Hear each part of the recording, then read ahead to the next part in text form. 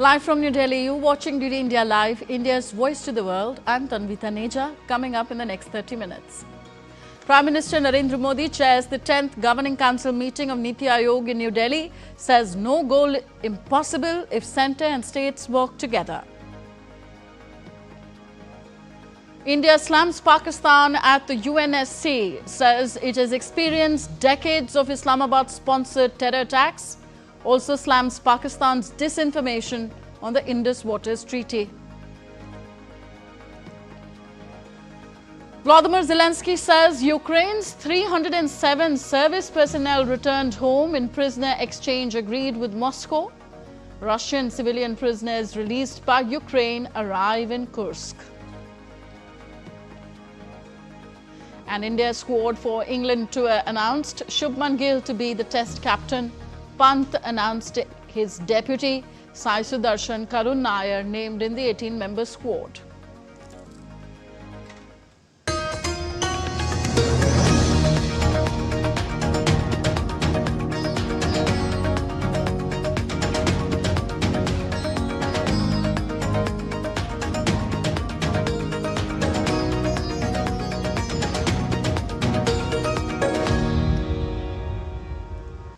In line with his commitment to take all the states together as Team India for a Viksit Bharat, Prime Minister Narendra Modi chaired the 10th Governing Council meeting of NITI Aayog in New Delhi.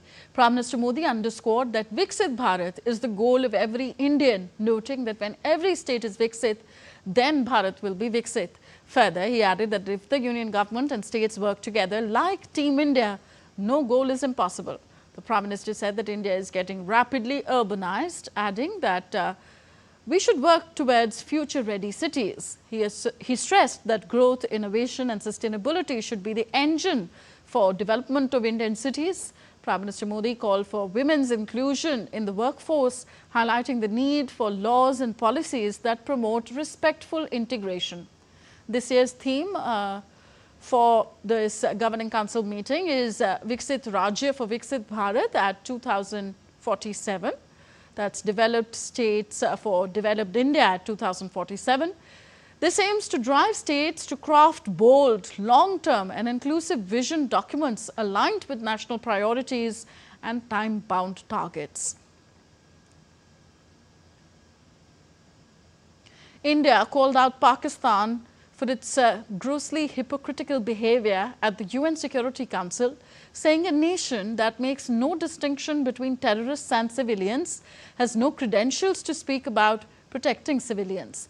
New Delhi highlighted that Pakistani army deliberately shelled Indian border villages earlier this month, killing civilians and intentionally targeting places of worship. Speaking at the UNSC open debate on the protection of civilians in armed conflict, India's permanent representative to the UN, Ambassador Parvateni Harish, accused Islamabad of lacking the moral authority to address civilian protection, citing its track record of sponsoring terrorism and targeting civilians. India has experienced decades of Pakistani-sponsored terrorist attacks across our borders. This has ranged from the horrific 26/11 attack on the city of Mumbai to the barbaric mass murder of innocent tourists in Pahalgam in April 2025. Pakistan has repeatedly used a civilian cover to advance the cause of terrorism. We just recently saw senior government, police and military officials pay respects at the funeral of noted terrorists targeted by Operation Sindoor. A nation that makes no distinction between terrorists and civilians has no credentials to speak about protecting civilians. There was intentional targeting of places of worship, including gurudwaras, temples and convents, as well as medical facilities.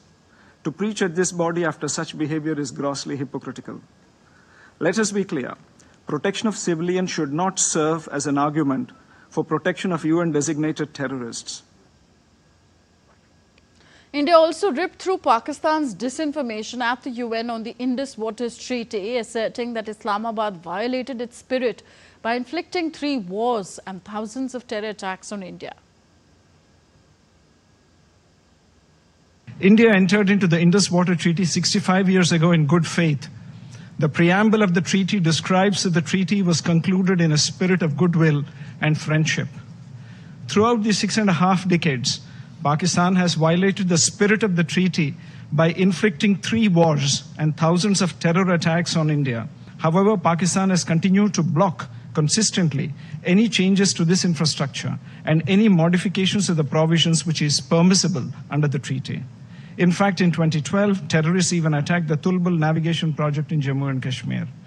These cynical acts continue to endanger safety of our projects and lives of civilians.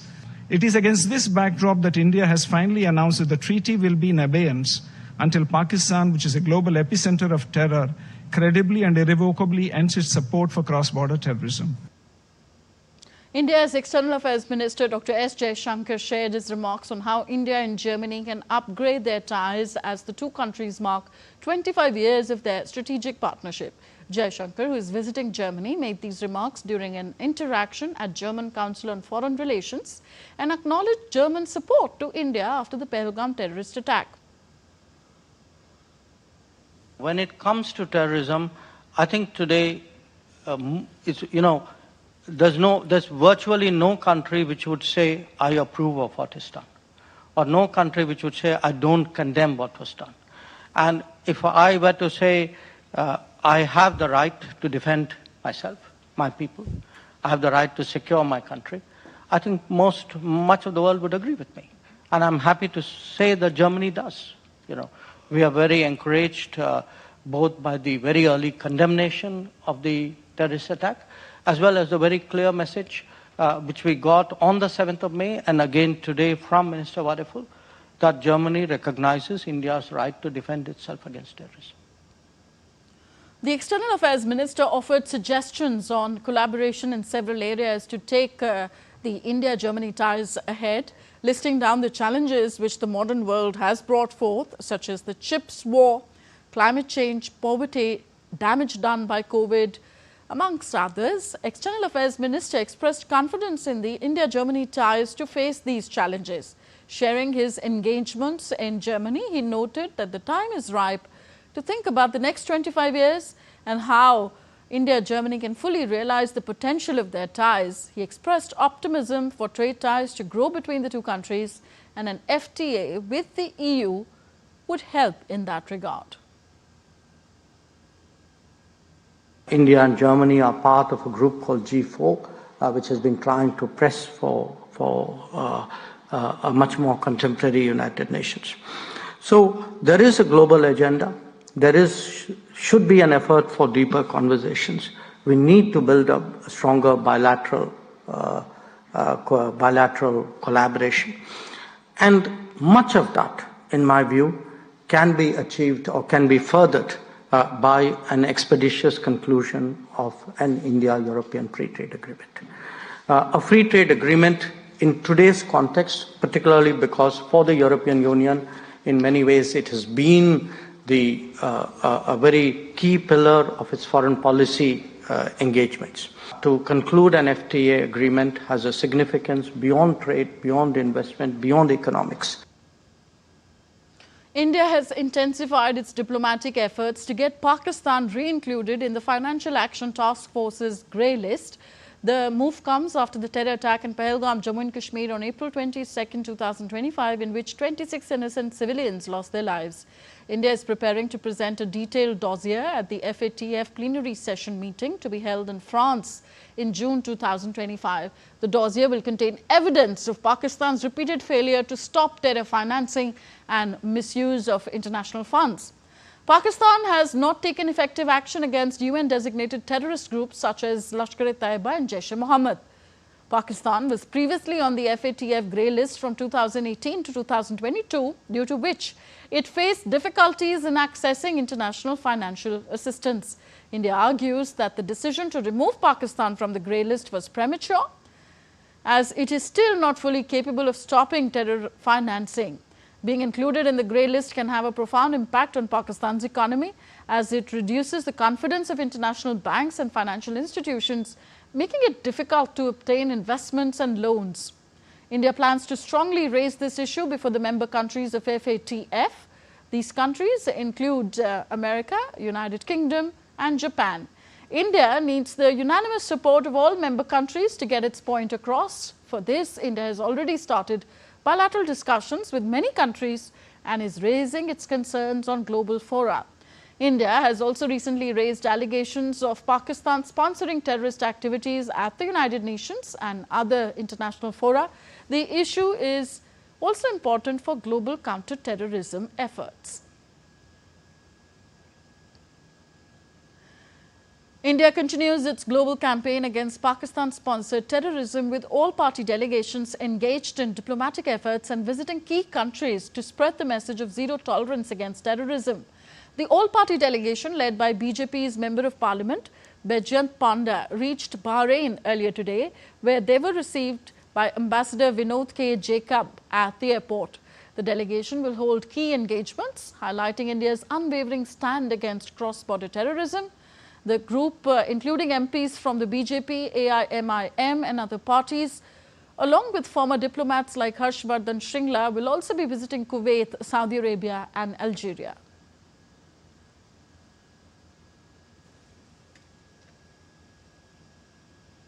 Another all-party delegation led by Congress MP Shashi Tharoor, including members from the BJP, Telugu Desam Party and Jharkhand Mukti Morcha Party, is visiting Guyana to spread the united message of India against terrorism. The group will transit through New York, where they will be visiting the 9/11 Memorial before heading to their first destination, Guyana. Before his departure, Shashi Tharoor said that the delegation will share India's stance on terrorism and tell the world how India has been suffering from the past many years. The delegation will also be visiting the USA, Panama, Brazil and Colombia.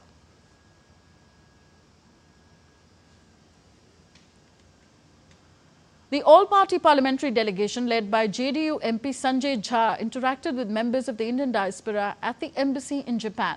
The delegation presented a unified front of India, clearly explaining the role of Pakistan in the gruesome terror attack in Pahalgam on April 22nd and how India, through Operation Sindoor, destroyed the terror bases in Pakistan and Pakistan-occupied Kashmir. Further, they emphasized India's zero tolerance to terrorism and conveyed the message that terror and talks cannot go together, blood and water cannot flow together. They reaffirmed India's unwavering commitment to combating cross-border terrorism and urged the Indian diaspora to continue to spread the message to every corner in Japan. The delegation concluded their visit by paying floral tributes to freedom fighter Ras Bihari Bose at Tama Cemetery in Tokyo on the eve of his birth anniversary today. जो purpose था visit का, जिस purpose के लिए जो all party delegation यहाँ आया हुआ है, वो पर्पस हम लोगों को लगता है कि लार्जली हम लोग अपनी बात रख पाए, खास करके जब हम लोगों ने फोटोग्राफ्स दिखाए, हम लोगों ने डिटेल शेयर किया है इनको, तो मुझे तो लगता है कि बिल्कुल इन लोग को ये समझ में जो यहाँ का जो गवर्नमेंट में लोग हैं कि आ रहा है कि कहीं न कहीं पाकिस्तान का के सरकार का और खास करके उसके आर्मी का इन्वॉल्वमेंट है इस सारे टेररिस्ट, और जो सीरीज ऑफ जो रहा है पास्ट का ट्रैक रिकॉर्ड जो इंडिया में हुआ है, तो उसमें बिल्कुल उनको ये लगता है कि मुझे तो जरूर लगता है कि उन लोगों को ये लगा कि नहीं उसमें इन्वॉल्वमेंट है और इंडिया अपना सेल्फ डिफेंस के लिए जो एक्शन भी ले रहा है वो करेक्ट है. It's been a very satisfying and a great visit. We were received very, very graciously. We were received with an open heart and open mind. We were very encouraged that there was spontaneous support for India's position on terrorism, that there is a complete consensus here against any form of terrorism.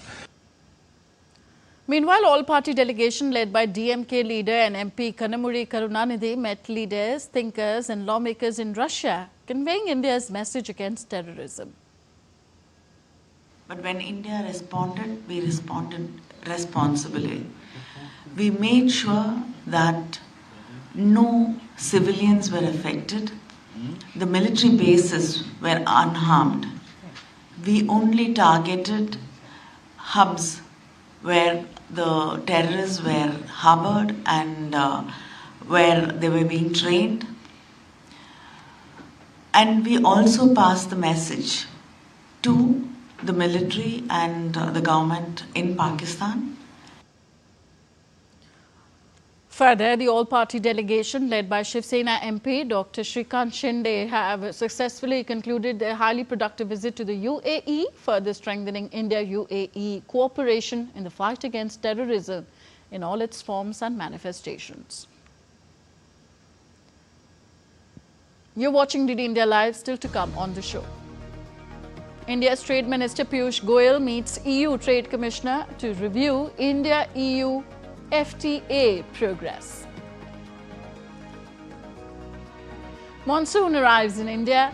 The earliest onset over the Indian mainland since 2009 hits Kerala 8 days earlier.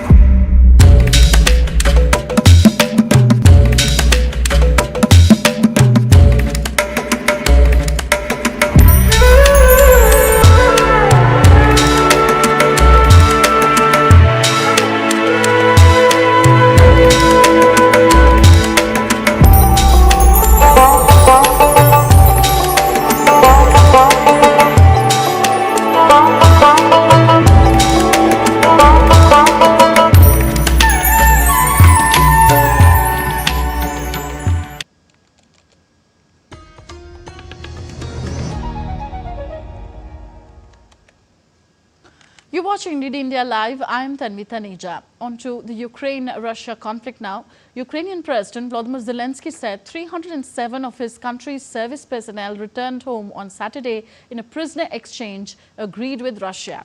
Zelensky said that in just these 2 days, 697 people have been brought home.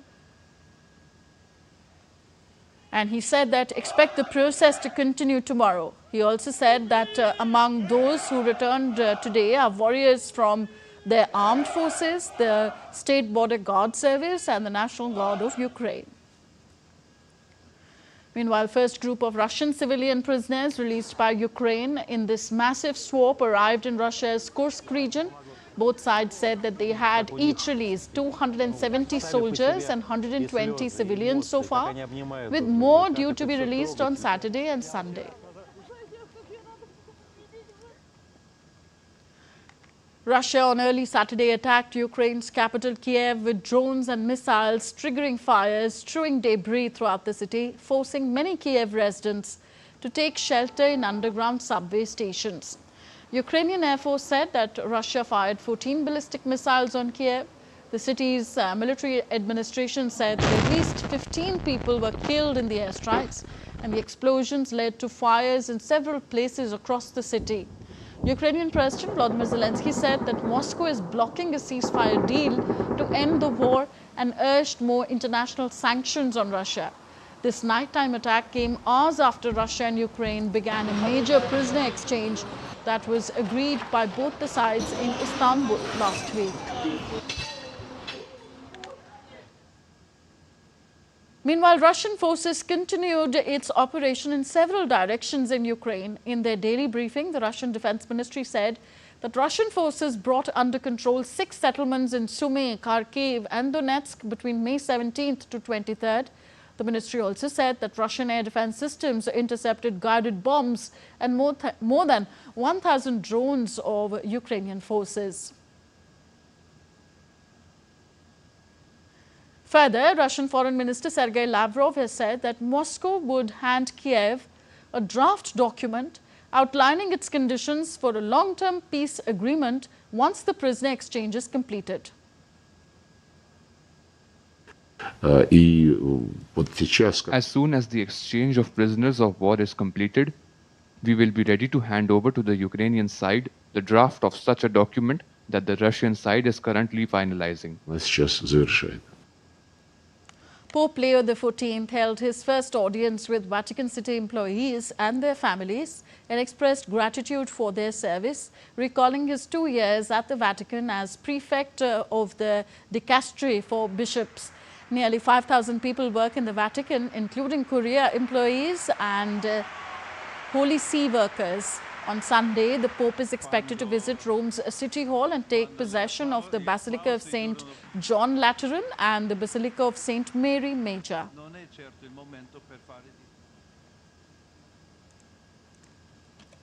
Ma piuttosto è per me Everyone can be a builder of unity with their attitudes towards colleagues, overcoming the inevitable misunderstandings of patience and humility, putting themselves in the shoes of others, avoiding prejudices, and also with a good dose of humor, as Pope Francis taught us. Potrà mai ringraziare abbastanza il Signore per questo dono. The administration of the US President Donald Trump has taken its first concrete action to deliver sanctions relief for Syria following a surprise policy pivot earlier this month. On Friday, the US Department of the Treasury announced sweeping relief to an array of individuals and entities, which it said will enable new investment and private sector activity consistent with Trump's America First strategy. The US State Department, meanwhile, concurrently issued a waiver to a 2019 law, the Caesar Syria Civilian Protection Act, that would enable the foreign partners, allies and the region to further unlock Syria's potential. Trump surprised the international community when on May 13th he pledged to remove sanctions placed on Syria during the leadership of its now ousted leader, President Bashar al-Assad. US President Donald Trump has threatened to ratchet up his trade war again, pushing for a 50% tariff on European Union goods starting June 1st, and also warning Apple that he may slap a 25% levy on all imported iPhones bought by US consumers. The twin threats delivered via social media roiled global markets after weeks of de-escalation had provided some reprieve in the tariff battle. Major US stock indices and European shares fell and the dollar weakened, while the price of gold, a safe haven for investors, rose. US Treasury yields fell on fears about tariffs' effect on economic growth. Trump's broadside against the EU was prompted by the White House's belief that negotiations with the bloc are not progressing fast enough.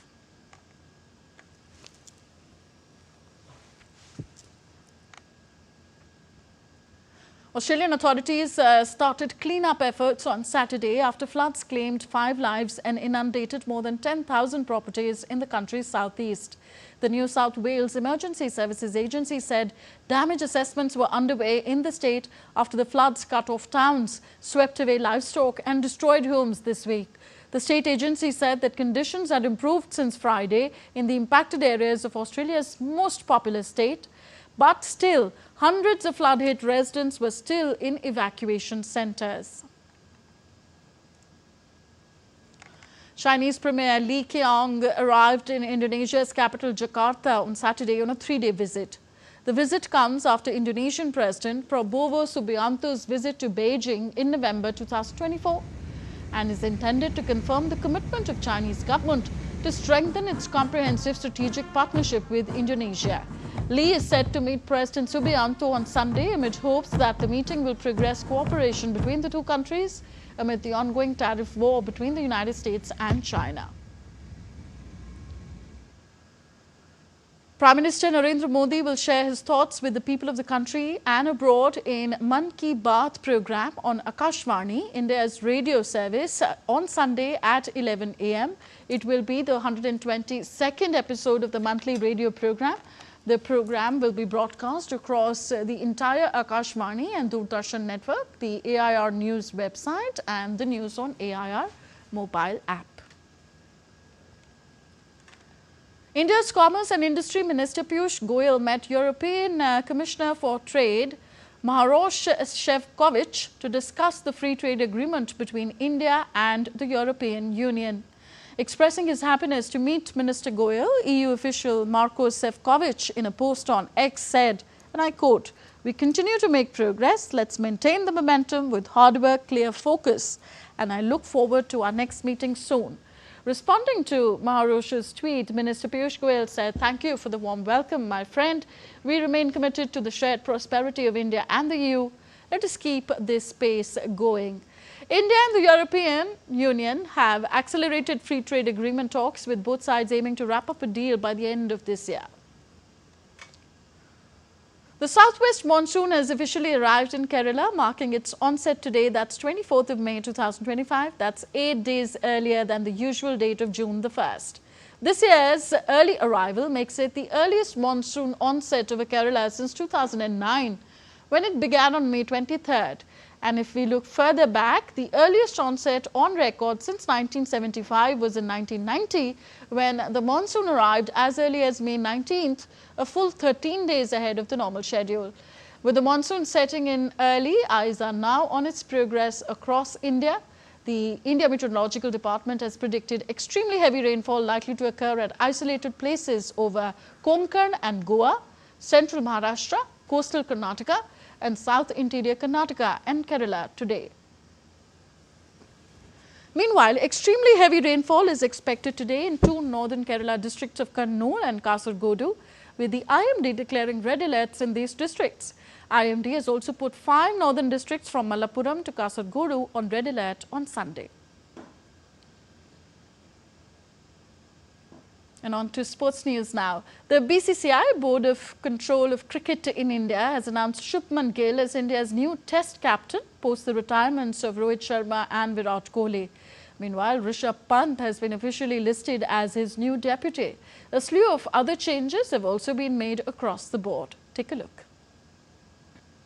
The Board of Cricket for Control in India, the BCCI, has announced India's Test squad for the England tour.